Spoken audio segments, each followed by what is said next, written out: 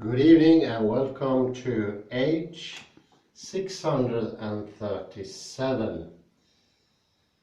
And today I want to talk about the reflective consciousness and its world. And I'm taking inspiration from the lovely article by Richard E. Lind. But there's also going to be some influence from the article written by Carl Pribram about Henri Bergson. I first want to mention that the head-driven abstracting and delayed self that Carl Pribram and Henri Bergson mentioned is something that Richard E. Lind claims was developed during post-Iliad and post-Odyssey time. And it was this moment I mentioned in 636, going from the body and upwards. And this is a move from being in the world, being in the body, having connection directly to the body and its impressions, to having the impressions being just tokens or representations. And the body is being the equivalence, the parallel to that we in the mental sphere going away from reality in what we perceive and what we think to something that is more ghost-like or empty, as Plato says.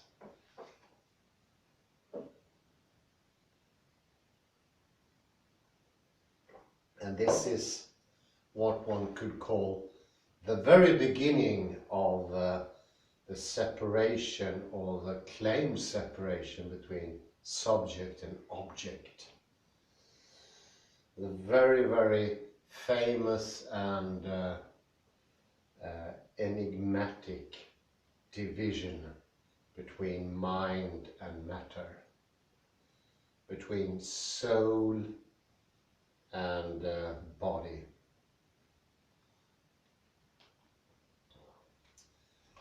And what happens is that the self that is actually in a very, very physical, biological way. So I mentioned before it's a metaphorical way, it's a literal way, but it's also a biological way, neurological way, because there is an actual delay, and delay is something in the vicinity of 150 millisecond. And this delay is the reflective consciousness or the reflective self. It's interesting, it has even a delay. And the delay is the information are not going directly to where it should. It's taking a reroute.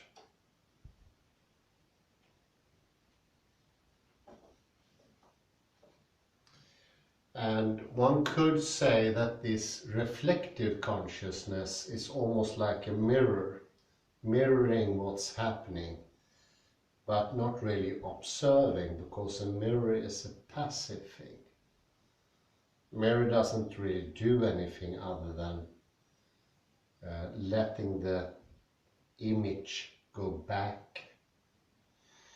And this is almost how the reflective consciousness is working. It's an automatic thingy. It doesn't have consciousness like it had before, because in the olden days, in the time of the Iliad and the Odyssey, consciousness was something real. You did have a consciousness. What we got later was a proxy, as it's called. And this proxy has a little bit of the feeling of an imposter. That's maybe taking it a bit too far. But you can think of it as a proxy with some devious properties. I think that's fair enough.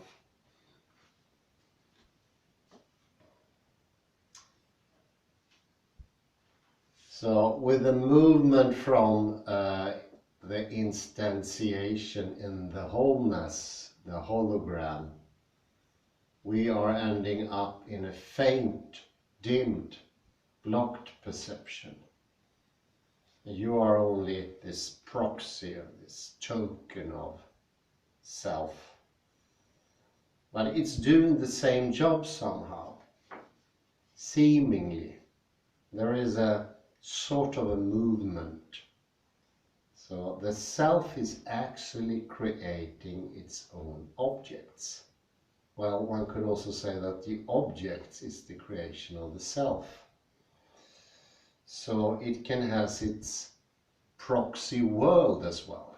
Not only the self is a proxy, but it sort of creates a world. And I think this could be even better understood if you see it from yet another perspective, that with a focal setting. We here have a very, very narrow focal setting. The zoom is very, very sharp. And because you're no longer able to see where things are coming from, you not really have a connection anymore to the wholeness, obviously. If you have a pair of binoculars and you put them to the sharpest of the zoom lens, you can no longer see where you are. It's a bit, you're going to look for some birds and you sharpen your focus and you point your binoculars to the sky, you can't find a single bird. Why is that? Because it's too sharp. You can be looking for birds for the whole of eternity, we'll never find a single one. Maybe you're lucky, and by happenstance you see a feather, but it's, even when you see a feather, it's too sharp. It doesn't make any sense. I hope you can see now that too much of a sharpness can be a problem. Because if you sharpen a feather too much, it no longer looks like a bird. And I think that's a very, very good sort of criticism of the idea that everything is coming from the little. Actually, you lose a lot of things when you take a focal setting that sharp. So what you get is a lack of real feeling to the world. And this lack is so often repeated among already the pre-Socratic. The world doesn't make any sense to them. There's a lot of paradoxes. Zenon's paradox is only one by many. You have the paradox of the pile of sand. When does it turn into a pile and not just agglomeration of sand? Where is the defining limit? And you can feel the frustration. These people wanted to have moral reality, but they took the wrong turn somewhere and went out to make things even worse.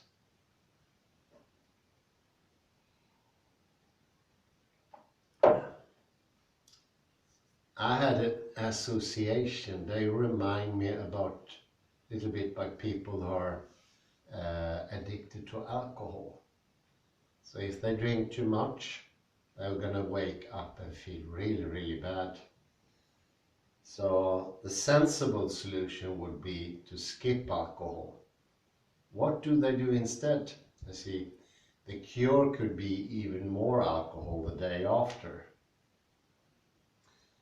And we who are standing outside of their world, we know that's the wrong turn, because it's going to make everything so much worse.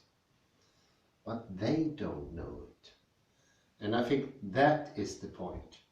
When you are inside this dilemma, when you've already taken the wrong path, there's no way finding back.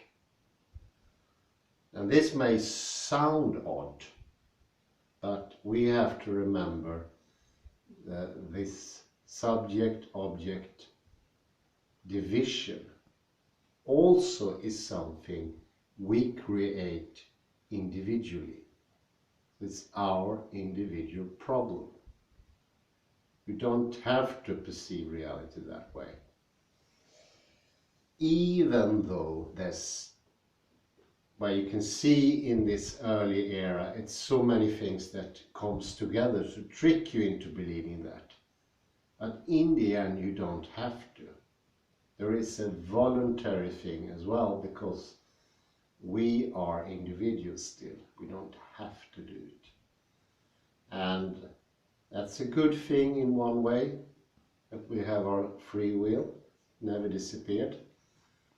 But maybe in another way it could be something half bad, because then you're really lost. You lose the connections to other people because you ignore them or block them out.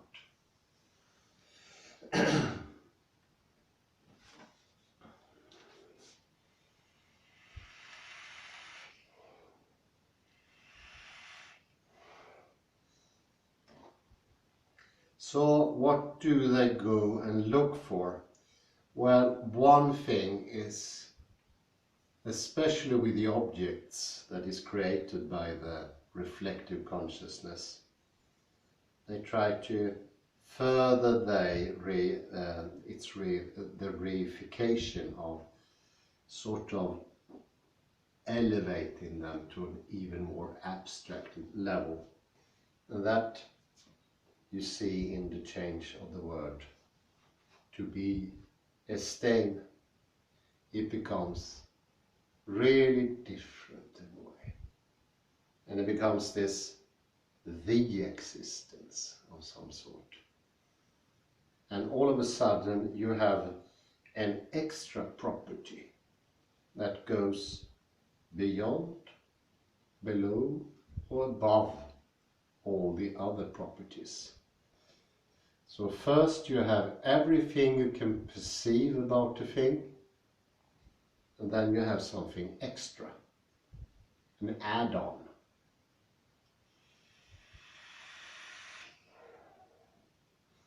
So apart from me seeing this object in all directions, feeling it, sensing it, smelling it, even hearing it, everything I have with this object, probably even some quanta perception, which possibly can make me feel it through the wall or something like that. But beyond that, for these pre-Socratic people, there is an extra thing, and that's called a state, existence. It also has existence. And this existence is so similar to the reflective consciousness. It's a token, it's not of this world, it's not even an idea in some certain cases.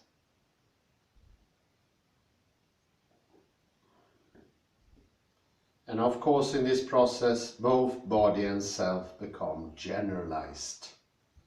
Monetary units, and take in this process of creating objects, perceiving the objects, defining the objects, making them more and more distinct, more and more empty. This is going on more and more automatic, unconscious, uncontrolled, undirected.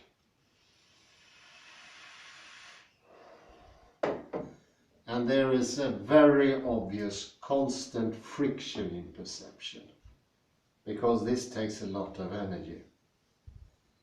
The world is not coming about voluntarily anymore. It has to be forced out. And there is a tension in the body, and there's a lack of true vividness and energy.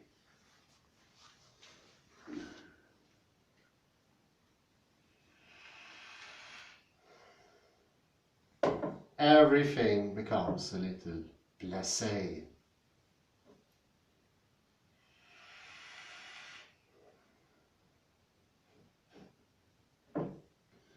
I often come to think about like sort of a fin de siècle feeling of everything.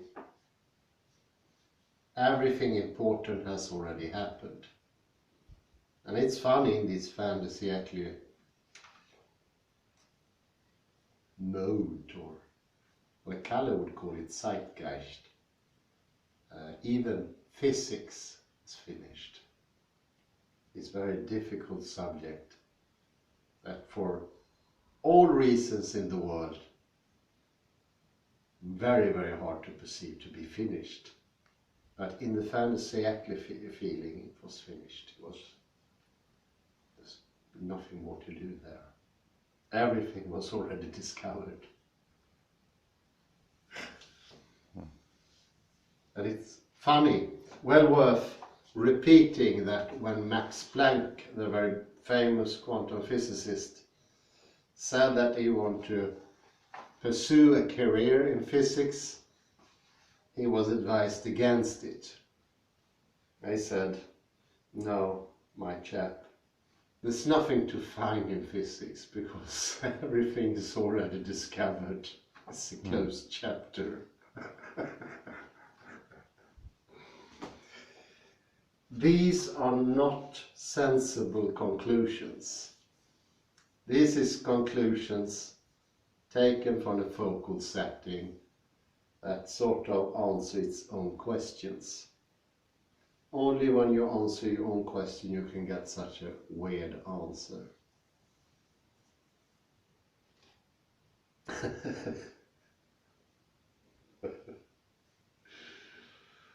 But that was preceded already by Socrates, thinking that everything was already out there. And all the poor student had to do was uncover the little bits that were already ready. Sort of depressing. Boring, of course. And I see Socrates at sometimes, especially in dialogue, almost like a torturer of people, leading them into the wrong belief. Showing, here's the path, and this is exactly that path that won't take them anywhere. The wrong path.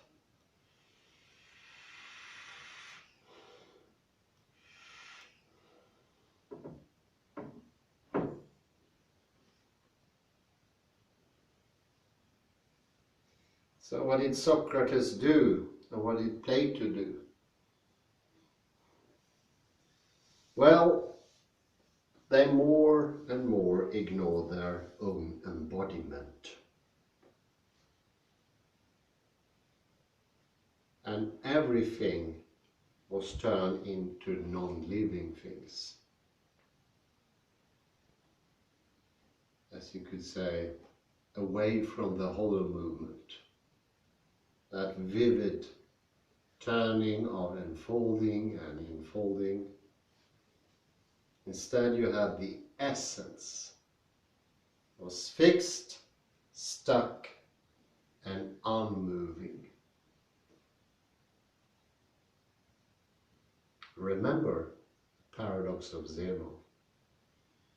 His conclusion was, there cannot be any movement.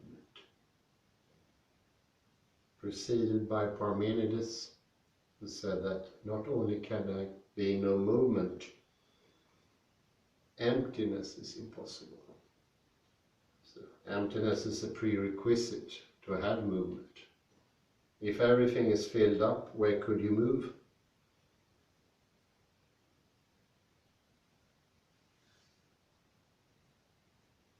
So essence and a stain are a sort of stuckness.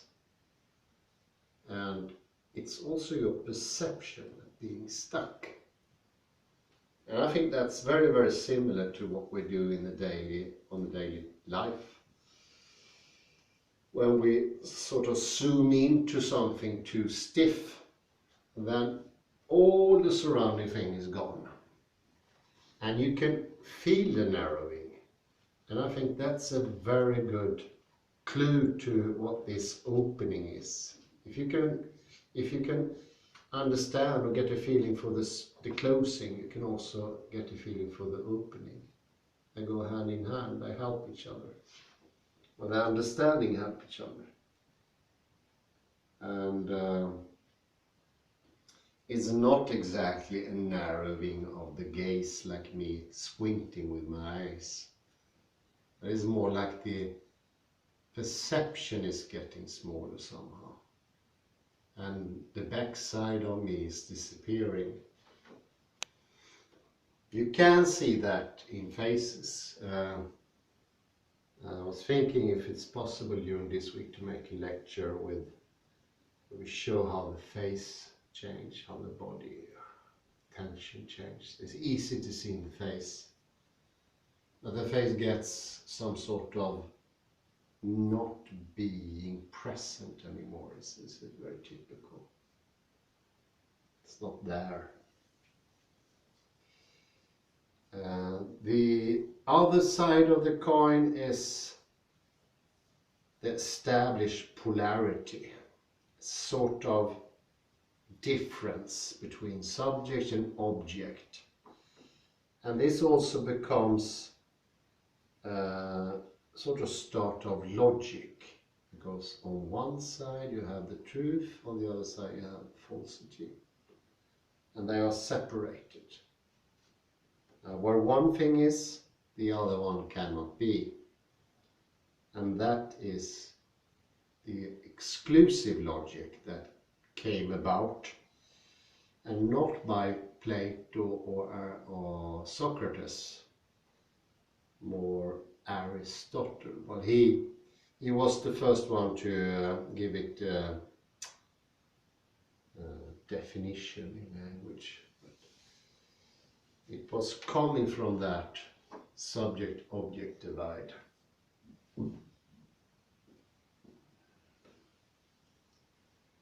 So what happens here is you used to have a sort of livingness in the verbs when you said you described the gaze and you felt the gaze, and the gaze did things, it had plans, it had everything. Very interesting. It's so different from the language we have today. And it takes a bit of where you have to press your head to understand what on earth, how does it work. But sometimes you get a feeling for it. And sometimes I even get a feeling that's an easier way of doing things. Whereas having this separatedness, all of a sudden you have a subject, and you have to transfer all the qualities that was before in the verb to the object and to the subject in a way that's really weird in a way. And all things that has to do with will, wanting, doing, that's in the subject, of course. It's not in the object. That's another way of making clearer what happened here in this process. All of a sudden, the only allowed properties for an object was color, shape, form, weight. And of course that took a while. Took a very long while to terminate this process. I would say it wasn't terminated until classical physics, because still in the 15th, 16th century, objects still had a will to go down, and they also had a will not to move. And I think that's a very good example of what happened when we sort of took away the life from the objects. Things were there before, but in becoming objects we had to transfer the qualities, the good stuff we had in the verbs before, and sort of hand them out to the objects. Some of those qualities came to the subject as well. Those qualities were wanting, willing, liking, appreciating, disliking, and so forth. So those two sides and those properties were one before. And it's also obvious when you read the Odyssey, it's not that great a need for a subject to say who said who. You understand that anyway.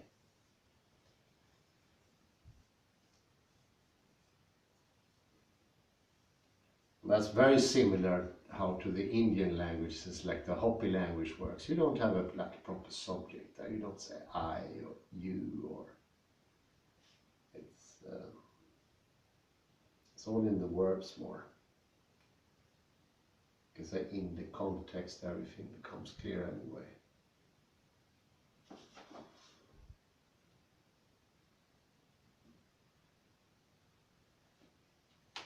And there was a sort of a progression here. It was the lack of energy became more and more evident. And we can say rules of the whole stuff became not living anymore as they used to be. Still in the early ages, the physical laws were something that nature wanted. It was really, really clear. And like the instance here I said, an object doesn't want to move. Why doesn't this move? It doesn't want to move. I had to force it to move. And it moves for a bit, and after a time it stops because it lost its intention to move.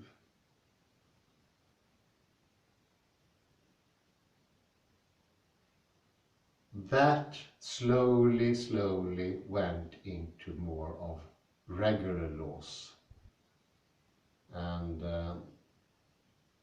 I think somewhere 15th, 16th century, there was a wish that these laws were completely impersonal, without exceptions. And that was finally the case in Newton's classical physics. There's no exceptions to the law anymore. They are completely automatic. And then we almost concluded the process. And today when you mention, well, it's actually like that gravity is not constant. There's a lot of people, what? It's not constant? How can it not be constant? Why it isn't? We don't know why, we don't have to explain. You have to explain why it should be constant. How could it be constant? Well, it's pretty obvious when we looked into quantum physics for a while. There is a general perception the law-like nature of the world is automatic, it's outside human perception, but somehow even outside the objects. Even they are slaves to this. And somehow the rules are slaves to themselves. They don't want to perform the rules. And I think that took up a very interesting problem there as a paradox that's sort of cute. Because in the end, we got to believe a little bit after Newton that the laws had nothing to do with reality. They were mathematic. That's when we started to think that mathematics was also outside the universe. But you still get the problem, where on earth do you calculate all these laws if they're mathematical? Where is the computing power? It will take a whole other universe to compute everything that's happening in one universe. So there's always a problem. It's not like this thinking is completely consistent. Its consistency is an impossibility in this thinking. You have to always ignore a lot of paradoxes. That's the cost. And there is a cost in leaving reality, and that cost is these paradoxes. And I think it's also obvious in this development how the body is being pushed out more and more. I think about this different ideologies when they say that matter is bad and body is bad, and all the things coming from the body is bad things. That's further development of this original cut in reality for these people.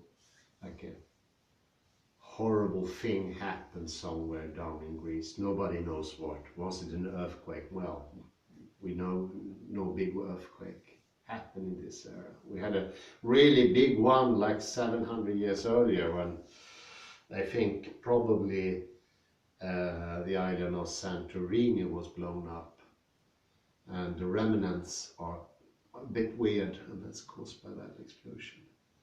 But in this area was no volcanic activity or anything of that sort.